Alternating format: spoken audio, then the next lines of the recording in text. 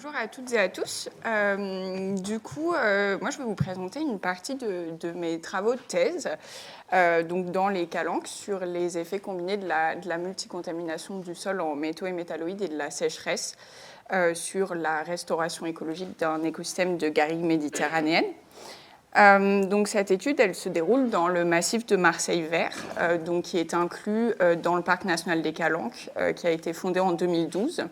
Et en fait, avant de faire partie intégrante d'une zone protégée, le massif de Marseille Vert a constitué un espace de relégation des activités industrielles, notamment chimiques et métallurgiques, au XIXe et au XXe siècle. Et le massif de Marseille Vert a notamment abrité la fonderie de plomb de l'Escalette, que vous pouvez voir ici en photo.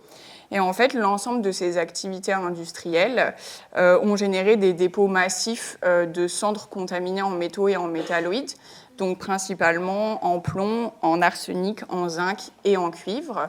Et au fil du temps, ces cendres se sont dispersées par le vent, par le ruissellement des eaux de pluie. Et il en résulte une multicontamination diffuse et persistante des sols en métaux et métalloïdes dans le massif de Marseille Vert. Donc là, on peut voir par exemple une carte des concentrations en plomb dans le massif de Marseille Vert, donc sachant que plus c'est rouge, plus c'est contaminé. Donc ça montre bien en fait la dispersion de la contamination. Donc, si on fait un petit focus sur le site de l'Escalette, donc c'est un site qui a été soumis pendant plus de 70 ans à des dépôts de cendres contaminés.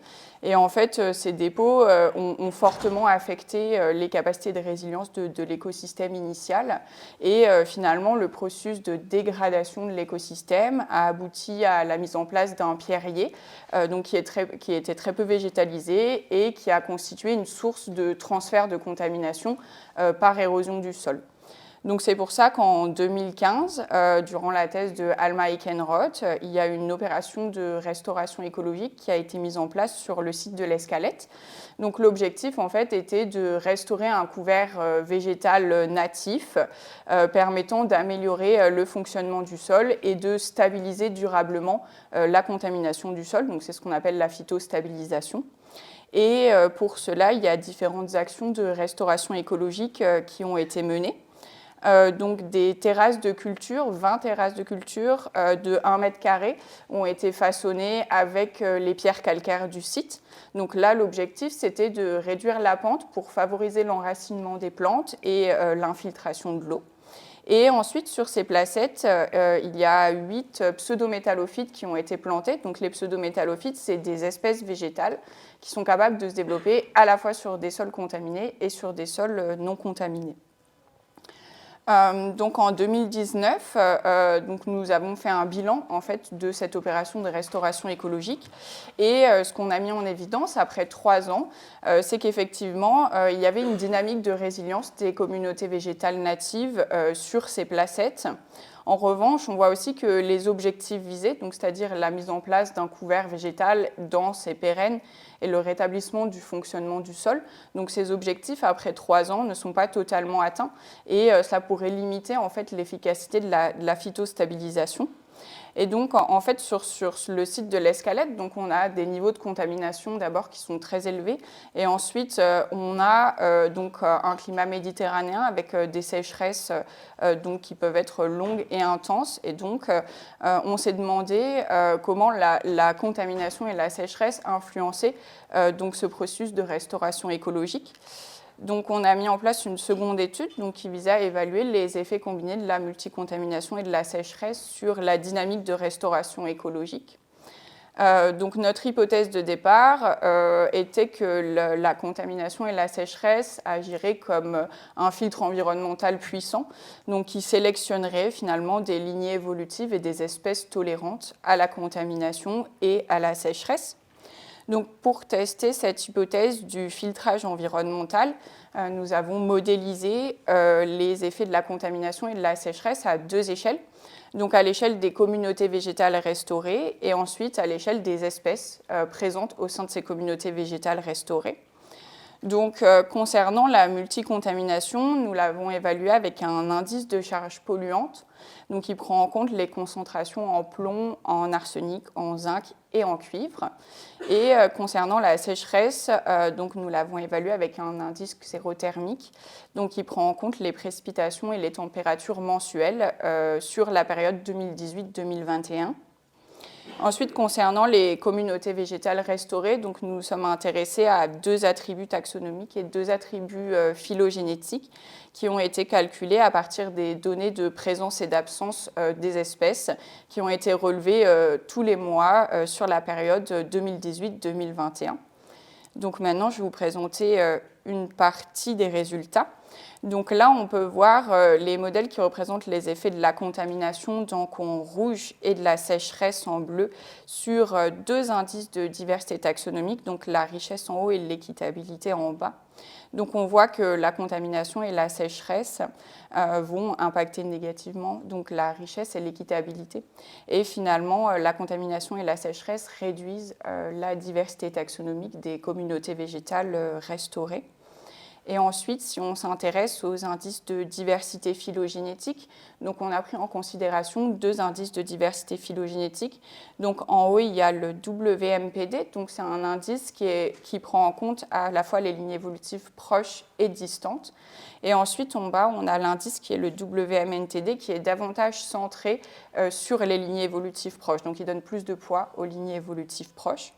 Et donc, ce qu'on voit, c'est que la contamination et la sécheresse vont impacter négativement le WMPD, donc il prend en compte les lignées évolutives proches et distantes, et va impacter positivement le WMNTD, donc qui est davantage centré sur les lignées évolutives proches. Donc finalement, ce que cela signifie, c'est que la contamination et la sécheresse vont réduire la diversité des lignées évolutives distantes au sein des communautés végétales restaurées. Et par ailleurs, on a montré que dans une autre étude, on a montré que la diversité des lignées évolutives distantes avait un fort impact positif sur le fonctionnement de l'écosystème.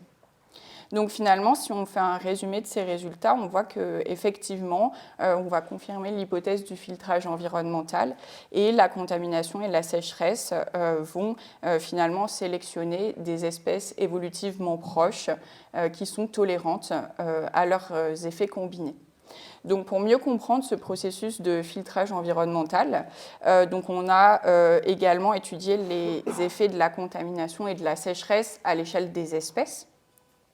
Donc là, sur ces bar plots, donc on peut voir les effets, donc les impacts négatifs en rouge, positifs en vert et non significatifs en gris de la contamination et de la sécheresse sur les espèces.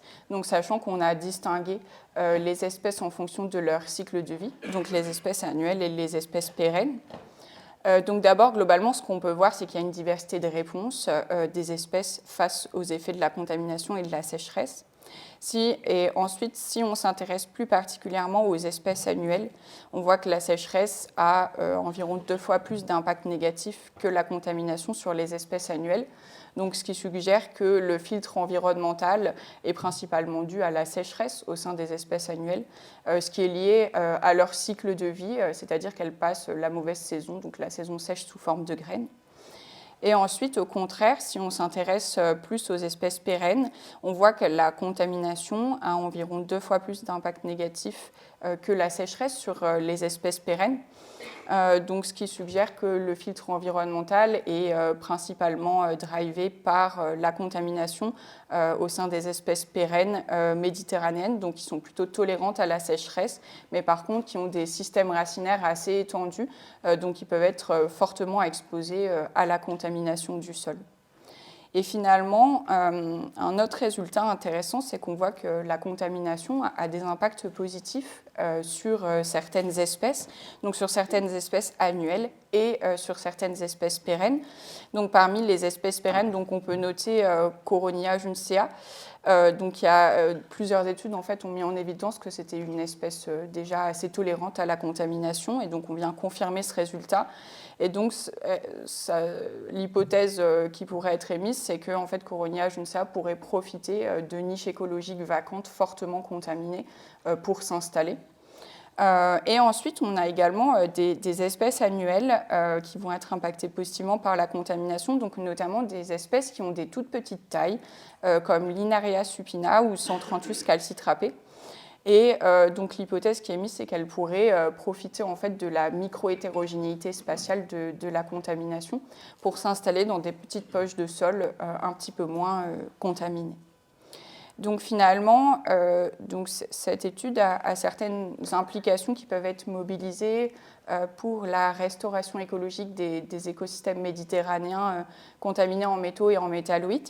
Donc d'abord, on a vu que la contamination et la sécheresse vont globalement réduire la biodiversité des communautés végétales restaurées.